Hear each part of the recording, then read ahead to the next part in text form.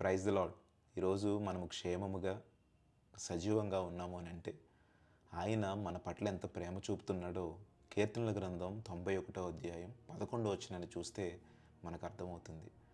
దేవుడు మనలను కాపాడుటకు ఆయన తన దూతలకు ఆజ్ఞాపిస్తాడట. ఈరోజు నువ్వు ఏ పరిస్థితుల్లో ఉన్నా, ఏ సిచ్యువేషన్స్లో ఉన్నా, నిన్ను కాపాడుటకు దేవుడు తన దూతలకు ఆజ్ఞాపించాడు. నీ మార్గమంతటిలో నిన్ను కాపాడుటకు ఆయన తన దూతలకు ఆజ్ఞాపించును. నీ పాదములకు రాయి తగలకుండా వారు నిన్ను తమ చేతుల మీద ఎత్తుపట్టుకుంటారని పరిశుద్ధ గ్రంథం తెలియచేస్తుంది. మరి ఈ రోజంతటిలో నీకు దేవుడు చేసిన మేలులను బట్టి ఆయన్ని స్తుతించావా? ఈ చిన్ని ప్రార్థనలో ఏకీభవించండి. సర్వశక్తిమంతుడా, మహోన్నతుడా, గొప్ప దేవ, ఆశ్చర్యకరుడా, నీ మేలులను, నీ ప్రేమను మేము మరచిపోలేము తండ్రి. అయ్యా, గొప్ప కృపను మా ఎడల కనపరిచి ఈ రోజంతటిలో నీవు ఆశీర్వదించి మమ్మల్ని పోషించావు. క్షేమముగా మేము ఉండుటకు నీవు కృప చూపించావు. దేవా, విశ్వాసముతో ఎవరైతే ప్రార్థనలు ఏకీభవించారో వారందరినీ దర్శించండి.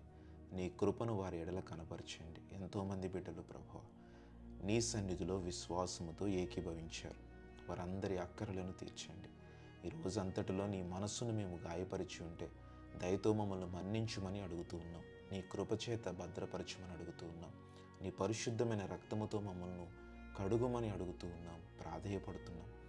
ఎంతోమంది బిడ్డలు చెప్పుకోలేని సమస్యల చేత, ఇబ్బందుల చేత, ఆర్థికపరమైన సమస్యల చేత, అయా కుటుంబం విచ్ఛిన్నమైపోయి మనశ్శాంతి లేక ఇలాగూ ప్రభువా అనేకమైన సమస్యలతో నిండి కృంగి కృషించిపోతున్నారు. వీరందరినీ లేవనెత్తువాడవు నీవే. దేవా, నీవే గొప్ప విడుదలను, విమోచనను వారందరికీ అందించుమని, నీ శక్తి చేత నింపుమని, ఎవరెవరు ఏమేమి కోరుతున్నారో వారందరినీ కూడా ప్రభువా నీవు దర్శించి నీ సాక్షిగా నిలవబెట్టుకోమని యేసు నామములో అడుగుతున్నాను తండ్రి.